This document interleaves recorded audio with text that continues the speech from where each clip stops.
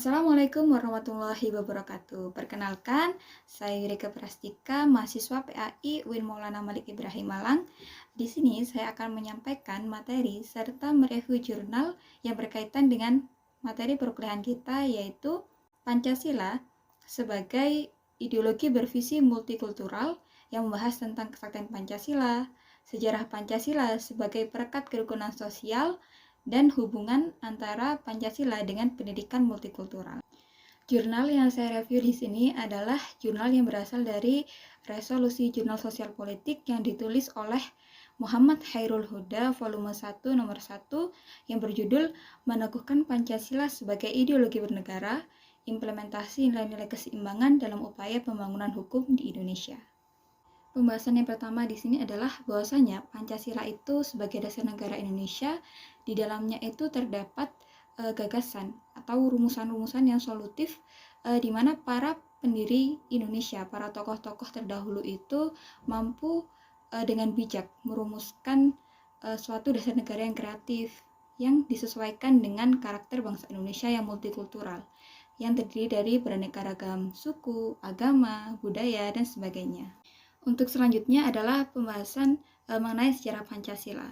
Nah, sebenarnya istilah Pancasila itu sendiri sudah dikenal sejak zaman Sriwijaya dan zaman Majapahit, di mana nilai-nilai yang terkandung di dalam Pancasila itu sebenarnya sudah diterapkan ya dalam kehidupan kemasyarakatan, meskipun sila-sila Pancasila itu belum dirumuskan secara konkret.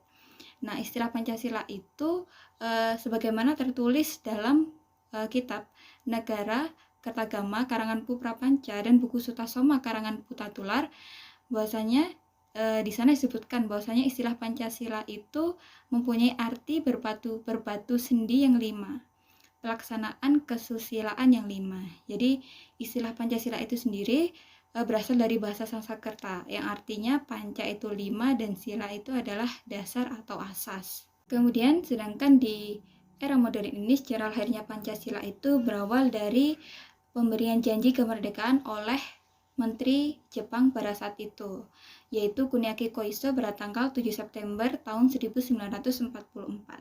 Nah, setelah itu kemudian dibentuklah yang namanya BPUPKI atau Badan Penyelidik Usaha Kemerdekaan Indonesia, atau bisa disebut juga sebagai Dokuritsu Junbiko Sakai. Jadi pada saat itu diketuai oleh Dr. Rajiman Widyodiningrat. Jadi tugas BPUPKI ini untuk menyelidiki hal-hal yang berkaitan dengan usaha pembentukan Indonesia. Jadi pada saat itu dilakukan sekitar 2 sidang, dan pada sidang yang pertama itu membahas tentang dasar negara Indonesia. Jadi pada sidang pertama BPUPKI yang berlangsung pada tanggal 29 Mei sampai 1 Juni 1945, di sana ada 3 tokoh yang mengusulkan tentang dasar negara Indonesia. Ada Muhammad Yamin, Supomo, dan juga Insinyur Soekarno. Jadi masing-masing menyampaikan pidatonya mengenai dasar negara. Dalam pidatonya, Muhammad Yamin itu menyampaikan tentang usulannya mengenai dasar negara. Beliau menyebutkan 5 peri, yaitu yang pertama adalah peri kebangsaan, kedua peri kemanusiaan, ketiga peri ketuhanan, keempat peri kerakyatan, dan yang terakhir adalah kesejahteraan rakyat. Sedangkan Supomo dalam pidatonya menyampaikan dia tidak mengusulkan mengenai dasar negara Indonesia, tapi beliau mengusulkan mengenai aliran bagi Indonesia merdeka, yaitu adalah faham integralistik.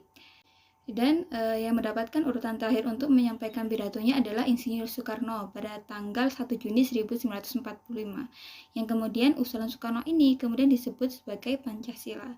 Beliau menyebutkan yang pertama adalah dasar kebangsaan, kedua dasar internasionalisme, yang ketiga dasar mufakat, dasar perwakilan dan dasar pemusyawaratan, yang keempat dasar kesejahteraan, dan yang terakhir adalah dasar ketuhanan. Dan itulah kenapa sering disebut bahwasanya yang menciptakan dan mengusulkan nama Pancasila itu adalah Insinyur Soekarno pada tanggal 1 Juni tahun 1945. Kemudian setelah para tokoh itu tadi menyampaikan pidatonya mengenai usulan dasar negara, maka selanjutnya dibahas lebih lanjut dalam panitia yang lebih kecil yang biasa disebut dengan Panitia 9. Itu yang terdiri dari beberapa tokoh negara dan juga dari tokoh golongan Islam. Nah, kemudian akhirnya adalah melahirkan yang namanya Piagam Jakarta atau yang biasa disebut sebagai Jakarta Charter.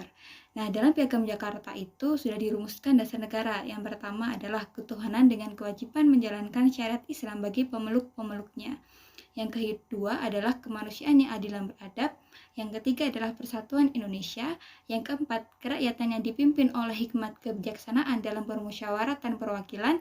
Dan yang kelima adalah keadilan sosial bagi seluruh rakyat Indonesia. Namun, setelah adanya hasil perumusan Piagam Jakarta atau Jakarta Charter itu tadi, ternyata ada penolakan dari Indonesia bagian timur pada sila pertama. Jadi yang sebelumnya itu sila pertama berbunyi ketuhanan dengan kewajiban menjalankan syariat Islam bagi pemeluk-pemeluknya. Nah, setelah dirundingkan kembali, kemudian sila pertama itu berganti menjadi ketuhanan yang Maha Esa. Dan setelah itulah kemudian pada tanggal 18 Agustus tahun 1945, Pancasila ini kemudian sah menjadi dasar negara Indonesia. Kemudian pembahasan selanjutnya adalah kesaktian Pancasila. Jadi Pancasila itu sendiri hakikatnya itu adalah suatu jalan dan dasar falsafah hidup bangsa Indonesia. Jadi nilai-nilai yang terkandung di dalam Pancasila itu merupakan kepribadian bangsa Indonesia yang sudah ada sejak dahulu dan kemudian terus berkembang hingga saat ini. Jadi yang dimaksud atau makna dari kesaktian Pancasila itu adalah Pancasila sebagai dasar dan falsafah negara Indonesia. Jadi Pancasila sebagai ideologi dan dasar negara itu memiliki arti bahwasanya Pancasila itu merupakan ajaran yang berisi gagasan-gagasan, teori, dan ilmu yang diyakini kebenarannya dan dijadikan sebagai pandangan hidup bangsa Indonesia. Jadi Pancasila ini menjadi petunjuk dalam menyelesaikan masalah-masalah yang sedang dihadapi oleh masyarakat, bangsa, dan negara Indonesia. Selain itu, Pancasila ini sebagai ideologi dan dasar negara mempunyai nilai-nilai keseimbangan. Jadi mulai dari nilai ketuhanan, nilai kemanusiaan, dan juga nilai kemasyarakatan. Jadi Pancasila sebagai ideologi dan dasar negara ini dia bersifat universal. Jadi dia tidak memihak atau condong kepada suatu golongan tertentu. Dan ini sesuai dengan karakter bangsa Indonesia, di mana bangsa Indonesia itu tadi multikultural, terdiri dari berbagai ragam agama, suku, budaya, dan sebagainya. Jadi itu tadi adalah pembahasan yang saya dapatkan setelah mereview jurnal Mirik Muhammad Hairul Huda yang berkaitan dengan Pancasila. Setelah saya mereview jurnal tersebut, saya bisa menemukan sebuah kelebihan dan kekurangan dalam jurnal tersebut, di mana menurut saya kelebihannya adalah bahwasanya bahasa yang disampaikan oleh penulis itu sudah mudah dipahami, kemudian materi yang disampaikan di dalam jurnal itu sudah cukup ringkas dan tidak terlalu panjang, sehingga kita juga bisa memahami dengan mudah dan tidak bingung. Nah, sedangkan kekurangannya menurut saya adalah kesimpulan yang disampaikan oleh penulis di dalam situ tidak benar memuat inti seluruh pembahasan.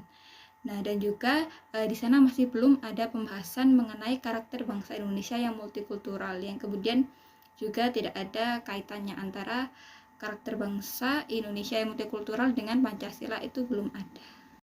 Kemudian sedikit tambahan dari jurnal lain yang saya baca, yaitu jurnal yang berjudul Peran Pembelajaran Pendidikan Pancasila dan Kewarganegaraan dalam Peneguhan Masyarakat Multikultural Indonesia oleh Tolak Toto. Nah, di sana disebutkan bahwasanya pendidikan multikultural itu memiliki hubungan atau relevansi dengan Pancasila, memiliki hubungan dengan Indonesia, di mana pendidikan multikultural itu melalui pendidikan kewarganegaraan yang diajarkan di sekolah-sekolah itu sejalan dengan semangat semboyan Indonesia, yaitu Bhinneka Tunggal Ika, walaupun berbeda-beda tetapi tetap satu. Jadi semboyan ini merupakan semboyan yang sangat adil dan demokratis ya, di mana memiliki pengertian bahwasanya Indonesia sebagai salah satu bangsa di dunia ini yang terdiri dari beragam suku, ras, agama, dan lain sebagainya yang berbeda-beda tetapi tetap dalam satu kesatuan, yaitu Indonesia, di mana yang menjadi dasar negaranya itu adalah Pancasila. Sekian penjelasan dari saya. Apabila ada kurangnya saya mohon maaf. Terima kasih. Wassalamualaikum warahmatullahi wabarakatuh.